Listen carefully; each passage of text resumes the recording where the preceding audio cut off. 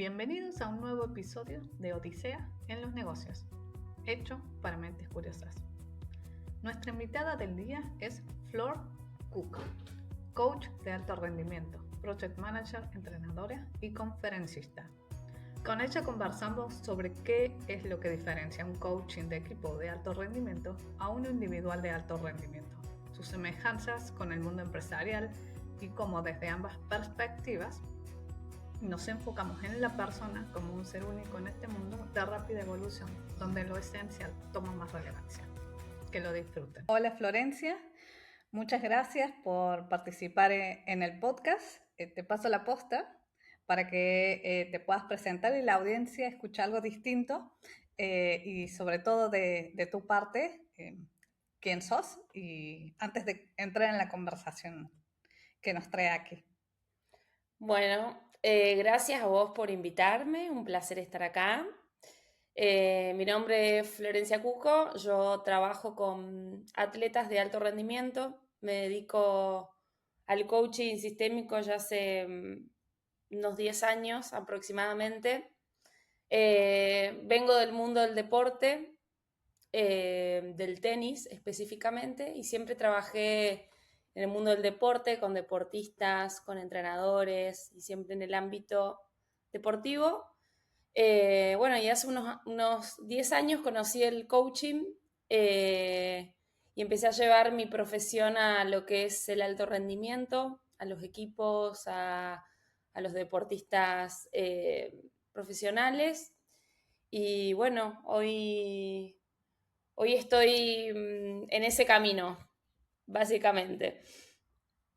Bien, gracias por esa presentación. Voy a sumar a la audiencia un poquito de contexto en el sentido de que lo conversamos, digamos, previamente nosotras dos. Hace mucho, en lo personal, digamos, y para compartir con la comunidad, que estaba en búsqueda de una persona como Florencia, y bueno, por una amiga en común se dio y tenía que ser cuando tenía que ser, porque hace varios años que lo estoy buscando, y bueno, acá estamos con ella, así que la verdad que es un privilegio, súper linda la conversación que ya tuvimos y en esta también, estimo que va a ser así de rica también, así que un poquito para darle el contexto a la audiencia. Y si tengo que preguntar qué significa para vos ser coach de deportes de alto rendimiento para personas que practican deporte de alto rendimiento, ¿qué nos podrías contar? Yo creo que es muy importante en el deporte, sobre todo cuando seas alto rendimiento, que estás muy solo. Depende también el deporte que hagas, pero yo básicamente trabajo mucho con atletas que son adolescentes, que están entre los 13, 14 a los 18 años. Luego entre 18 y 25 también tengo chicos, pero ya están en el mundo profesional, la mayoría. Eh, para mí ser coach de atletas de alto rendimiento es ser como un copiloto, donde los voy acompañando en su proceso de superación, donde se les presentan un montón de desafíos y donde van creciendo también a gestionar sus emociones, a prepararse, a gestionar sus nervios, a conocer su cuerpo en distintos desafíos, donde el cuerpo muchas veces te da información, las emociones son cuerpo, entonces trabajamos mucho en que ellos puedan registrarse en ese trabajo y bueno, a mí me encanta acompañarlos porque me encanta trabajar con personas que trabajan un sueño, que hacen lo que les apasiona y ser parte, un pedacito de ese proceso para mí es muy lindo y muy gratificante también. Lo que tiene de difícil y duro un proceso también lo tiene de lindo y de gratificante. Así que Uh-huh. eso es lo que me provoca. Bien. Voy a extraer algunas palabras que mencionaste. Una es, dependiendo del deporte, puede que estés solo, Entonces, Ujú. quiero focalizarme por unos minutos ahí también en esa parte. Y la otra que hablaste también de las emociones. Entonces, si vamos a, como coach para deportes que son de manera individual, como el tenis, el golf también, entonces, en esas ocasiones, digamos, ¿qué desafíos podés encontrar o has encontrado, sobre todo trabajando con eh, los jóvenes que mencionaste, en cuanto a valores, moral, esto de las emociones, porque también están en crecimiento, digamos, todavía siguen en crecimiento, entonces acompañándose de eso. Y lo otro que quiero tocar también es, mencionaste algo sistémico. Eso a mí me encanta porque yo trabajo mucho en el ámbito de las organizaciones de manera sistémica. Entonces, la otra parte que quiero tocar es cómo influye esto de la alimentación. Y la otra parte que pareciera que no tiene nada que ver es la cultura. Ok. Entonces, si querés contarnos un poquito, bueno, cómo vas integrando estas variables, sobre todo en los deportes de, que son individuales. Individuales. Ok. Sí. A ver, vos dijiste algo muy importante que es la parte sistémica, ¿no? Es importante empezar a mirar cuando se trabaja con un atleta o se inicia un proceso, en este caso, como es un deporte individual, empezar a observar cuáles son las partes que rodean al deportista, es decir, todo lo que impacta, sea de manera positiva o de manera negativa.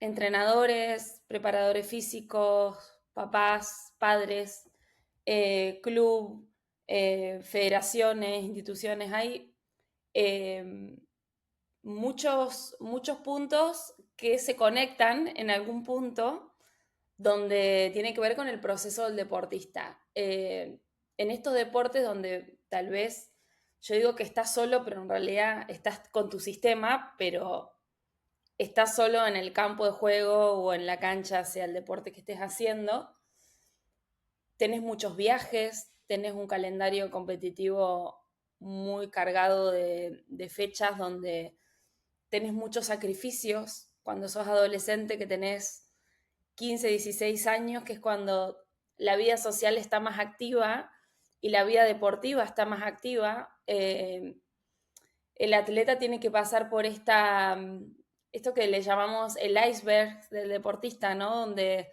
tenés muchos sacrificios, muchas elecciones, muchos compromisos. Y yo creo que ese es una de las partes más importantes del proceso. Primero, que el deportista esté comprometido con lo que quiere hacer. Una vez que pueda tener ese compromiso, sea porque tenés un objetivo deportivo, porque estás en un ranking, porque simplemente porque querés competir y estar en ese camino, se te plantean un montón de desafíos donde vos tenés que entrenar muchas habilidades.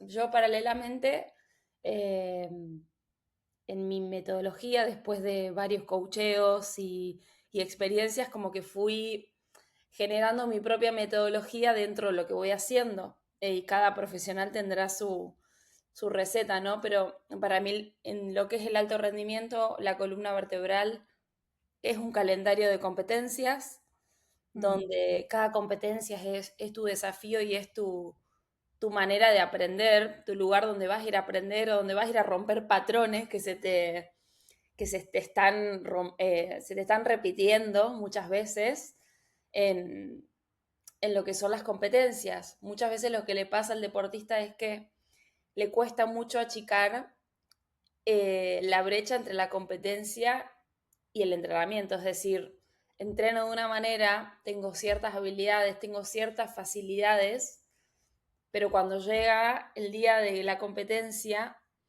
a la mayoría le cuesta sacar todo ese potencial que tienen entrenado a la parte competitiva. Y uno se pone a pensar, bueno, pero qué es lo que cambia? ¿Cuál es el cambio que hay entre la competencia y tu entrenamiento? Y la verdad que es presión, emociones, expectativas, frustraciones, conexión con el rendimiento, con el resultado, hay muchas cosas. Todo, Eh, todo junto.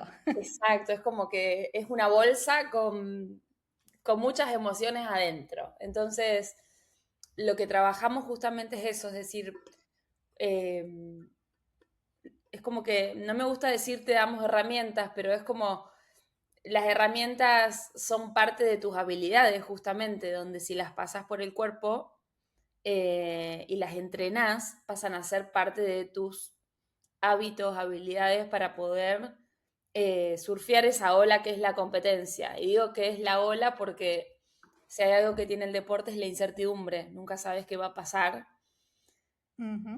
y el resultado no está bajo tu control.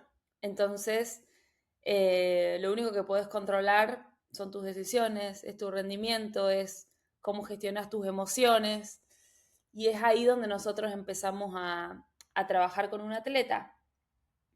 Eh, Mi desafío como coach es que ellos puedan ser cada vez más conscientes con lo que, con ese tipo de habilidades o con situaciones que tal vez se te repiten y, y uno a veces cuando se te repiten las cosas es como que decís, ok, por acá tengo que aprender algo y es un trabajo muy minucioso en el deporte, sobre todo individual, porque, eh, no sé, por ejemplo, en el golf, eh, hay gente que le cuesta iniciar y se pone muy nervioso en el tee del uno y tal vez esa entrada a la competencia te dura 3 4 hoyos y siempre te pasa lo mismo, vos ya sabés que te parás en el tee del uno y estás, el corazón se te sale del cuerpo, te explota de los nervios,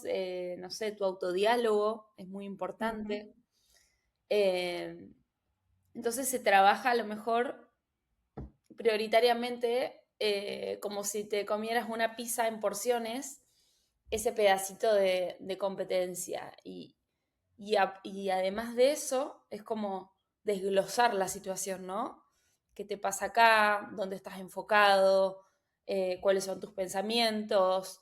Eh, la mayoría de que son teenagers es como que me pasa esto y no sé cómo explicarlo, te dice, o no sé qué nombre ponerle, porque no nos forman en el colegio mucho con la gestión emocional. Entonces, Sí. eh, es esto, ¿no? Empezar a registrar qué nombre tiene lo que me pasa, dónde lo empiezo a sentir en el cuerpo y qué me genera, porque entreno para tener soltura y cuando estoy en esa situación mi cuerpo está súper tenso y no me deja hacer lo que sé hacer. Ujú.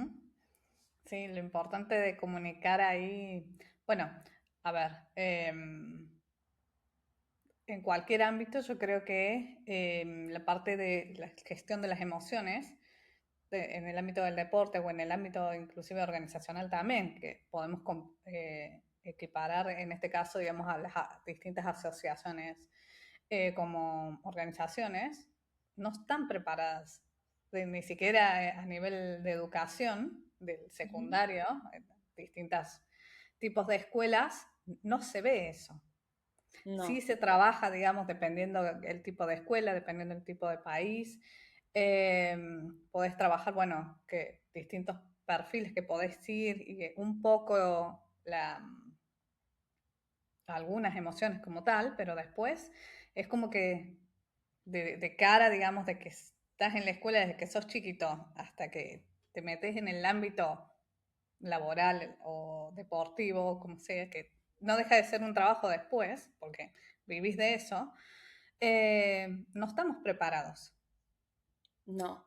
Y además, Entonces, ¿cómo hacemos esa parte? Sobre todo porque con niños, o sea, de adolescentes, en este caso que mencionaste, bueno, ¿cómo toman esas decisiones en ese punto?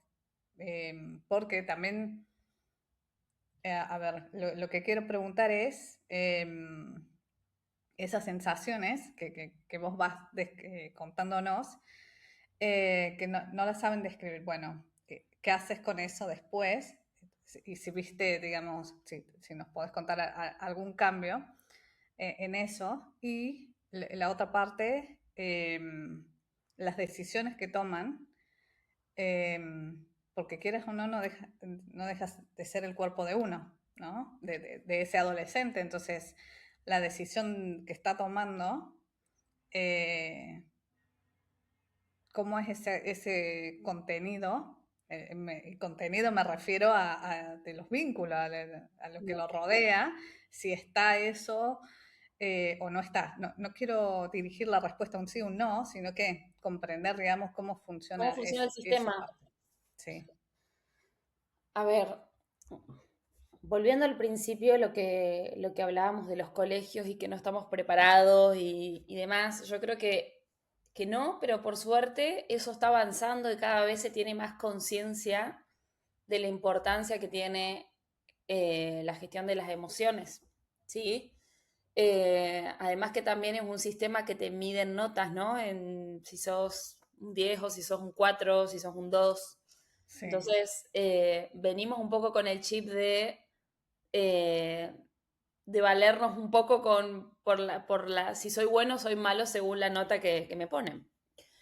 Yo creo que eso poco a poco va avanzando, va cambiando, se va tomando conciencia y, y te va preparando también, te va abriendo la cabeza para poder empezar a mirar que no todo es ni negro ni blanco, sino que hay grises en el medio y que hay procesos de aprendizaje, ¿no? Eh, Dentro de lo que es el funcionamiento del sistema, yo creo que,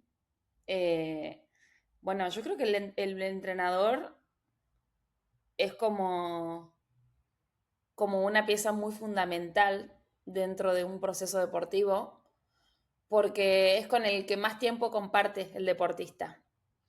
Es donde está, es como su segunda casa en el club, ¿no? En la academia, con mi entrenador. Entonces, la tercera casa es el avión de los profesionales y la tercera casa de los adolescentes es el colegio, que van como mixeando los distintos sistemas. Pero yo creo que hoy hay, al haber más conciencia, también se trabaja mucho en sistemas. Yo trabajo mucho con entrenadores. Lo primero que hago cuando, no sé, comienzo a trabajar con un atleta es conectarme con los padres y conectarme con el entrenador. A ver cómo es el funcionamiento y muchas veces cosas que salen en las sesiones pueden sumarle al entrenador en su manera de transmitirle algunas cosas y tal vez comportamientos, hábitos o actitudes que el deportista tiene en los entrenamientos sirven en los procesos de coaching para trabajar sobre todo lo que es forjar el carácter, la personalidad, la tolerancia a la frustración y todo ese tipo de tópicos que creo que son muy importantes tener en cuenta a la hora de un proceso de estos.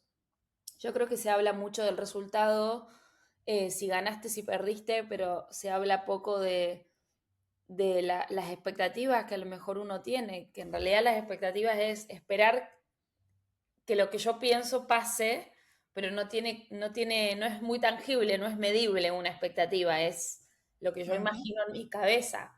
Entonces, cuando eso que yo imagino en mi cabeza no se cumple, aparece la bendita frustración y ahí es donde viene el caos, ¿no? Es decir, todo esto que yo me imaginaba y todo el tiempo que invierto en la semana para entrenar o para prepararme, no lo puedo ver reflejado tal vez en una competencia.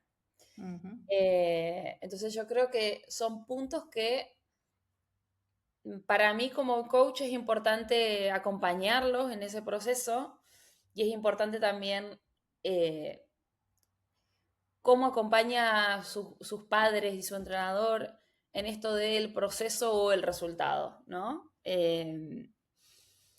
Por otro Ujú. lado, sistémicamente, vos sabrás también un poco cómo nos impacta el tema de papá, mamá dentro del sistema, ¿no? Que hay mucha información que es inconsciente y hay mucha información que es consciente.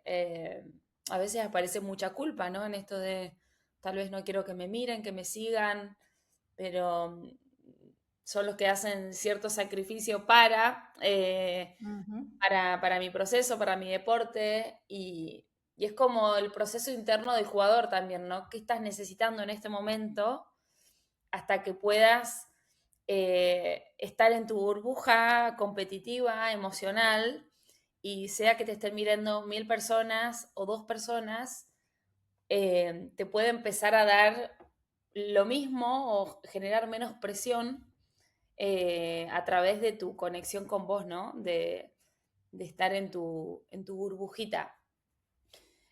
Cuando yo hablo de la burbuja tiene que ver con el foco, con la concentración, con, vos me preguntaste antes de las emociones, cómo yo trabajo este registro, porque tal vez esto de no saber ponerle nombre es dónde estoy. Hay muchas metodologías y hay muchos estudios, a mí hay uno prácticamente que me encanta, que digo prácticamente porque trabajo con el cuerpo. Es un método que se llama Alba Emoji, no sé si los has escuchado nombrar, pero es una metodología que primero nace en lo que es los actores, ¿no? Es decir, preparo mi cuerpo para representar ciertas emociones. Estoy hablando del cuerpo, no estoy hablando de lo que realmente sentís. Entonces, se empieza a hacer todo un estudio de esa metodología, se lo lleva a la parte más psicológica y después se lo empieza a llevar a la parte más deportiva. ¿Para qué? Para poder entrenar y reconocer ciertas emociones en el cuerpo y poder empezar a darte cuenta que estás ahí. Es decir, cuando estoy más tenso, ¿dónde estoy? ¿Estoy alegre o estoy enojado? ¿Tengo miedo o estoy triste? Cuando mi cuerpo está más relajado, ¿en qué emoción está? Y en esta metodología se estudian ciertas emociones específicas, que son las más básicas, que son por las que pasa un deportista, y las empezás a conectar con el cuerpo. Es decir, tenés patrones efectores donde a través de esos patrones efectores, cuando digo patrones efectores son la respiración, tu manera de respirar, tu postura, eh, y tu conexión con el objeto, es decir, si estás más cerca de la pelota, más lejos, estás más tenso, estás más relajado, tu respiración es más por la boca es más corta, es más larga. Entonces, muchas veces, como el cuerpo lee las emociones y el cerebro lee las emociones, muchas veces estamos en ciertas emociones porque tal vez no sabemos respirar conscientemente de manera efectiva y le estamos dando una información al cuerpo que tal vez no está muy relacionado con lo que estoy sintiendo en ese momento.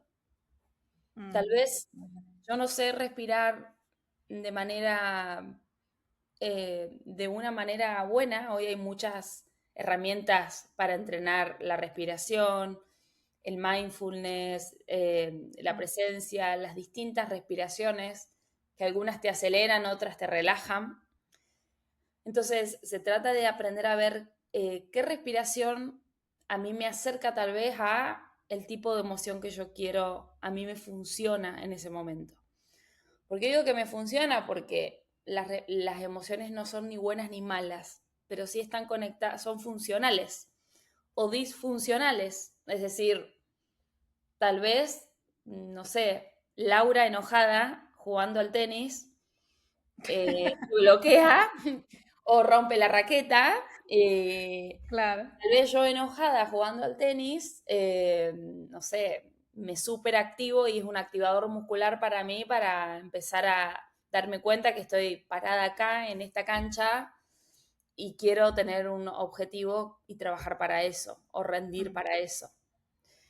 Eh, lo bueno de esta metodología es que como lo empezás a trabajar desde el cuerpo, cuando, no sé, tal vez tenés miedo y vos ya entrenaste esa emocionalidad en tu cuerpo ya la registra. Entonces ya le podés poner nombre y apellido, ok, tengo miedo en este momento.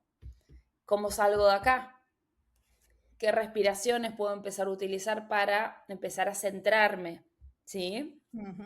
Yo siempre digo que es como manejar un coche con manual y que el punto muerto es estar centrado y que las emociones son los cambios, ¿no? Si estás en Sí. la marcha uno, la 2, la 3, tiene que ver con en qué emoción estás. Nada, me parece súper interesante para el deportista porque el deportista conecta con el cuerpo, justamente. Ujú. Entonces es un punto de conexión donde ellos pueden registrarlo un poco más fácil también. Sí. Te cambio un poco la conversación en el sentido de qué pasa cuando en el coaching de equipos de alto rendimiento, pero que son de equipo y no son de individuales. ¿Cómo es ahí la dinámica? O sea, si es que cambia algo, digamos. Sí, cambia bastante porque en un equipo tenés objetivos que son individuales y tenés objetivos de equipo. Y muchas veces el problema está cuando el objetivo individual es más fuerte que el de equipo. Entonces yo me empiezo a sentir fuera del sistema muchas veces, o porque no van de la mano, o porque no puedo ver esa conexión entre que si mi equipo crece, yo crezco, o tal vez, no sé, tal vez me toca estar en el banco y me siento que estoy fuera del equipo, que no estoy aportando nada, y tal vez estás aportando desde donde te toca en ese momento. Entonces, yo creo que los trabajos de equipo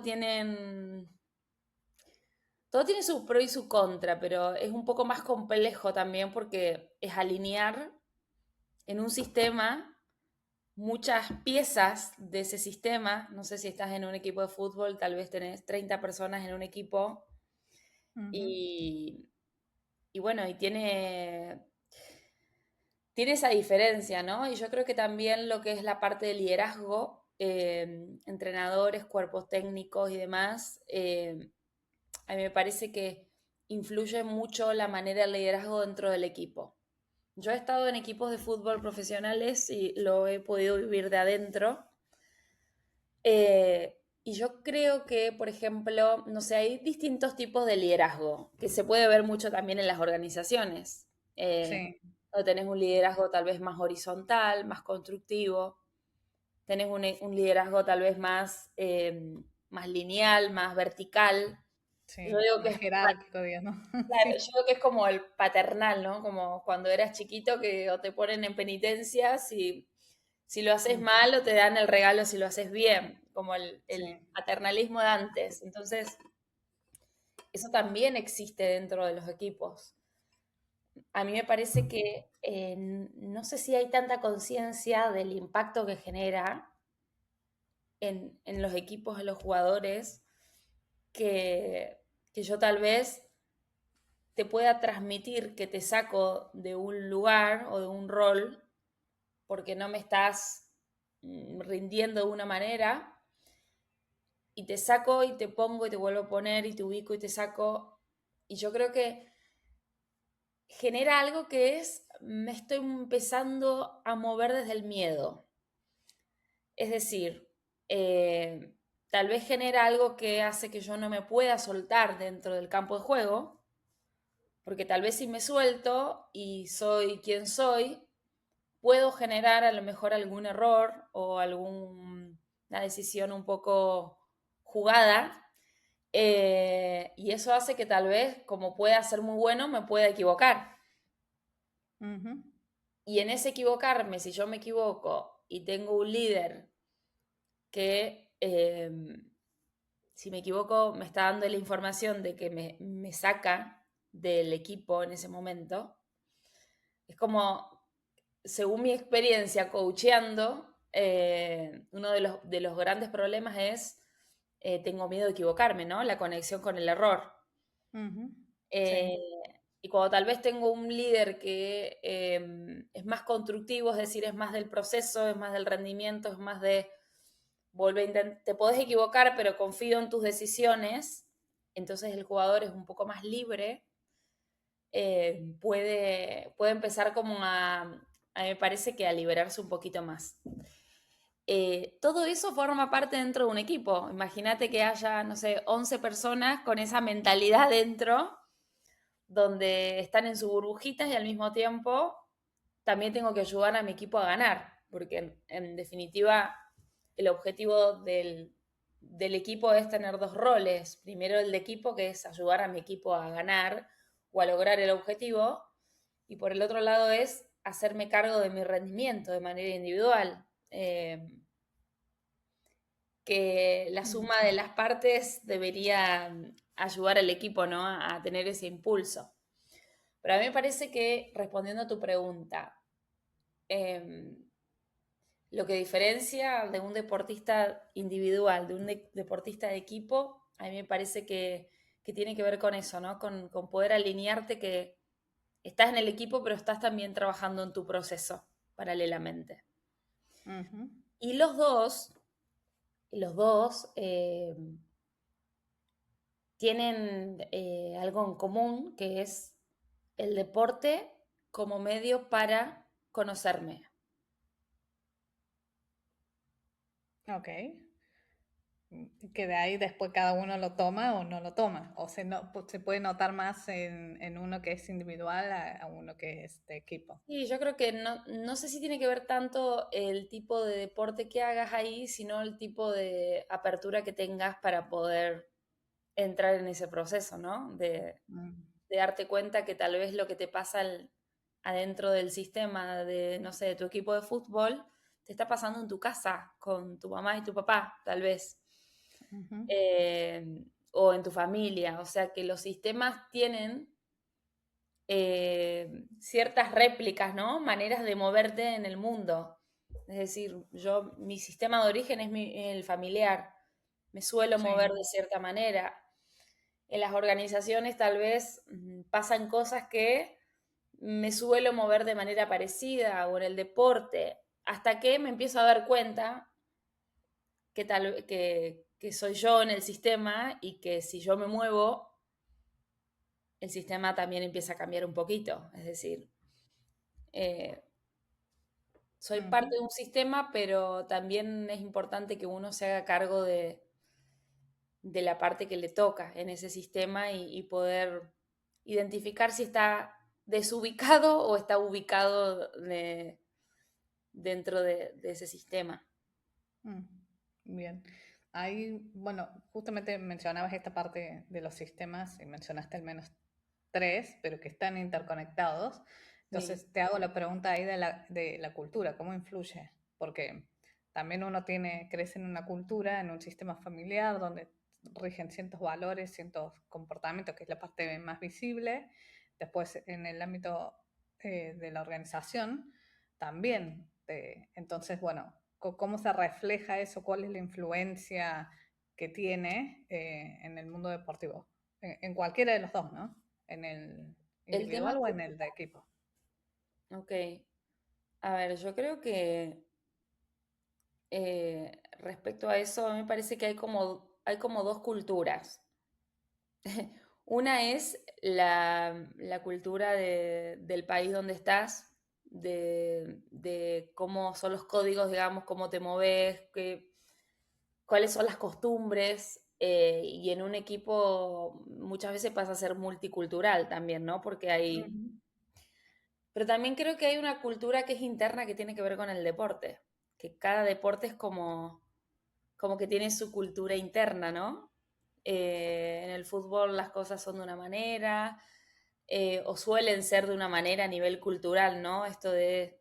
Y hay veces que, eh, no sé, estando al lado adentro, muchas veces la conversación es, bueno, acá en el fútbol es así, o en el golf siempre hacen esto, y es como, bueno, es así, o está siendo así, pero está siendo positivo o está siendo negativo.